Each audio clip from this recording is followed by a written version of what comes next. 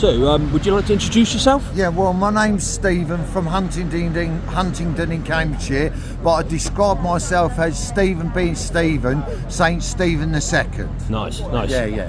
And we were just talking about Nick Shirley and the fact that he's come over from America. Yeah, that was a surprise, because when I saw that this morning, I thought, oh, that's really cool, because they banned 8 people already. Yeah. The Keir Starling regime, the communist regime, with the Quad Union Party, that's turned into basically a communist Union Party led by Keir Starling. Hail, kill Starling. Oh, we can't express ourselves and we ain't got free speech anymore. And he's calling us all right wing. Is he taking the piss or what? I don't think he knows what he's doing anymore. Well, I'll tell you what, he's so far left, he's fell off the newspaper. Yeah. He's literally gone so far left, he's more far left than Xi and Kim Jong-un and Putin. He's gone proper far left. You know, he's trying to suppress free speech and expression of discontent and frustration in people's natural life. Everybody has their own individual interpretation of their own frustration and what they're exposed to. He's trying to corral everybody and put everybody into one segregation and to stifle a progressive vocabulary between people, because we used to talk in pubs, but the legacy media, mate, their stuff, mate. Because they the legacy media and the legacy parties like Liberal Democrats, the Conservatives and Labour, they're all legacy now. Because we need a refresh, because everybody realises this has been a piss take since 1975. Really, quite honest with you, it's all been a uniparty. They're all having a laugh at the expense of Joe Bloggs. So from your perspective, are you saying it starts from when we started joining the economic... What happened was Margaret Thatcher knew that the centralisation of power in Brussels with unelected people was a con job. Basically, they're a bunch of Hitlerite control freaks, they are. And you've got no elected official in Brussels. And what happened with Brexit, basically what they've done is they've conned us. We're getting a right pincer and a left pincer from our own governments. They're punishing us for Brexit, and they want to run us into the ground. Well, I'll tell you what, mate, I'd rather walk around in rags and have a horse and cart and go and get my milk and worry about joining that con job bloody Brussels again. Because I'll tell you what, it's a protection racket, and they could go to war like that,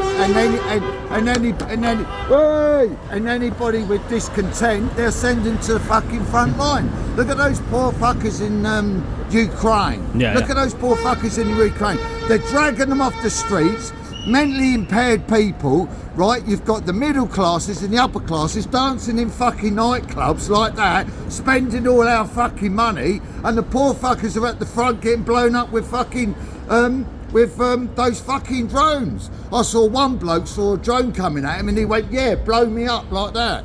I thought, those poor fuckers, it's a bit like the First World War when old Ferdinand and his missus got shot. That was an industrial slaughter. That was a fucking con job. You know why? Because we're on the streets in 1839 and 1850s saying we want 2 more fucking shillings a week because we're on fucking slave labour wages. And you know what they can, you know what the Switzerland money people and all the power people and all the money people said, oh, we can't have all this discontent because it was happening in Europe. All the Europe countries are saying we want more money. England, we want more money. The Americans want more money. Those Swiss fuckers implemented the First World War. They had 10 years to basically get themselves together and organise industrial slaughter on a massive scale to get rid of discontent males. So a bunch of cunts. I just want to, you mentioned Europe, and I wonder what do you think about the King's speech recently? Well, I think the King obviously the process he has to go through and show willing, but by his body language and his tone, he was just going through the process. Yeah. He wasn't really into that. His voice, his mannerisms wasn't selling it for me. He was just basically... Because when I heard his speech, the what I took from it was it was pro-migration, it was pro-Europe, and pro-ID cards, pro-ID. which is a con, because the pro-ID cards is so all the illegals can get all the illegals get backdoor ID cards, and they can get, do whatever they want to do and vote. That's what it's about. It's not about helping out things. It's about people. Slippery, slimy, backdoor bloody ID cards. It's like black market driving licenses. Well, you can't do that anymore, and it takes too long for an immigrant to learn how to drive, and they can't ask for a passport until after 5 years. So they want to implement an ID card. They'll probably have an office down the road with a couple of dodgy people sending out dodgy bloody cards out the back door to illegal immigrants, and now you've got illegal immigrants. Oh, I got a card, I can do anything I want. That sort of shit. So ultimately all of this benefits them rather than the people that actually live it. That's what it's basically what he's trying to do is what's the word, give amnesty to whoever's come here, give them an ID card through the back door. They're all walking around, they've all turned into gangsters. They're running the cocaine, the amphetamines, they're running all the illegal stuff in the black market. They're going around with the guns and that, and the next thing you know, you've got Ukrainians, and you've got Russians, and you've got Bulgarians, and then you've got the African lot, and you've got the other people lot, and you've got all these different cultures. They're all criminals, and they're all fighting over turf, and everybody walking around with guns, and that's what they want.